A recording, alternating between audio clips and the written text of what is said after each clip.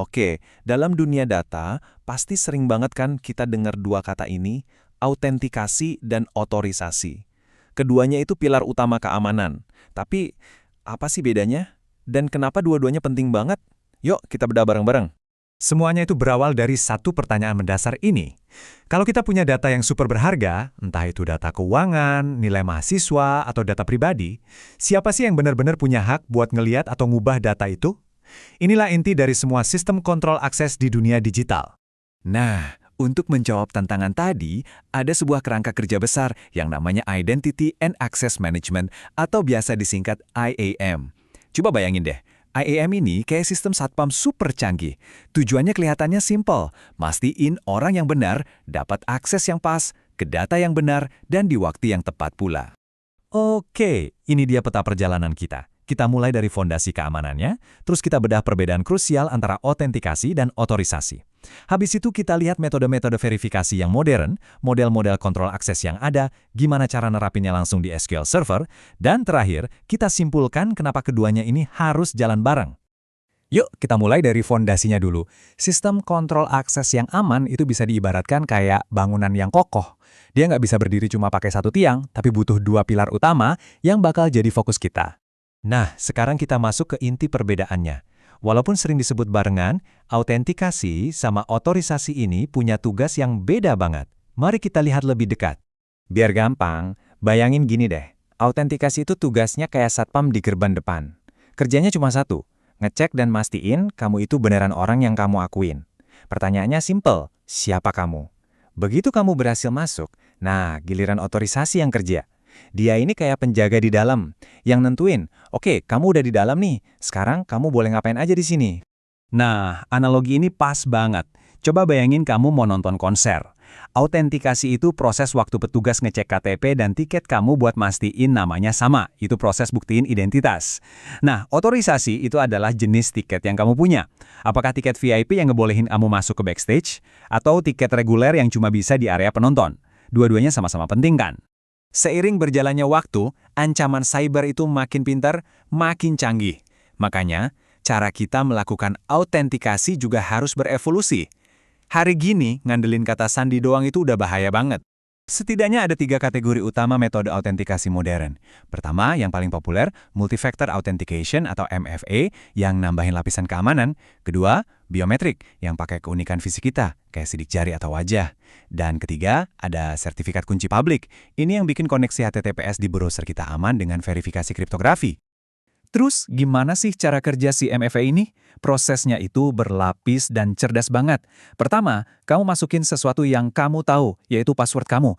Itu lapisan pertama. Terus, sistem minta lapisan kedua, sesuatu yang kamu miliki. Misalnya kode OTP yang dikirim ke HP kamu. Cuma kalau dua bukti ini lolos verifikasi, baru deh aksesnya dikasih. Oke, jadi kita udah berhasil verifikasi siapa penggunanya. Nah, sekarang waktunya nentuin apa aja yang boleh mereka lakukan. Selamat datang di dunia otorisasi dan berbagai model kontrol aksesnya. Tabel ini ngejelasin perbedaan dua model populer dengan sangat baik. Ada RBAC yang berbasis peran, ini sifatnya statis. Contohnya, kamu punya peran admin, ya kamu dapat semua kunci akses, simple. Di sisi lain, ada ABAC yang jauh lebih dinamis. Dia nggak cuma peduli siapa kamu, tapi juga di mana kamu, jam berapa, dan dari perangkat apa kamu ngakses. RBAC emang lebih simpel, tapi ABAC menawarin kontrol yang jauh lebih detail dan kontekstual. Oke, cukup teorinya. Sekarang, ayo kita lihat gimana semua konsep ini diterapin secara praktis. Kita akan ambil contoh di dalam database SQL Server. Langkah paling pertama adalah autentikasi di level server. Kita bikin sebuah login pakai perintah create login. Anggap aja ini kayak kita ngasih kunci buat bisa masuk ke gerbang utama gedung servernya. Belum bisa masuk ruangan, baru gerbang utama aja. Nah, setelah bisa masuk ke gedung, login tadi perlu dipetakan ke user yang spesifik di dalam sebuah database. Dengan perintah create user, kita ngehubungin login server ke sebuah identitas di database tertentu. Ini ibaratnya kita ngasih kartu akses buat masuk ke ruangan-ruangan spesifik di dalam gedung tadi. Nah, ini dia bagian krusialnya, otorisasi. Setelah user bisa masuk ke ruangan, kita harus nentuin dia boleh ngapain ada di dalam. Dengan perintah grant, kita ngasih izin spesifik. Di contoh ini, user dosen tetap cuma dikasih izin buat ngebaca atau select data dari tabel nilai. Dia nggak bisa ngubah, nggak bisa ngehapus, cuma bisa lihat. Tentu aja, hak akses itu nggak harus selamanya. Kalau misalnya seorang dosen udah nggak perlu lagi akses ke tabel nilai, ya izinnya harus kita cabut demi keamanan. Caranya gampang, kita tinggal pakai perintah revoke untuk menghapus hak akses yang sebelumnya udah kita kasih. Sebagai penutup, mari kita satukan lagi kedua konsep ini. Penting banget buat ngerti kenapa mereka nggak bisa dipisahin dan kenapa mereka jadi super kuat kalau bekerja sama. Ini dia rumus utamanya. Autentikasi tanpa otorisasi yang jelas itu kayak ngebuka pintu depan rumah lebar-lebar dan ngebiarin semua orang masuk tanpa aturan.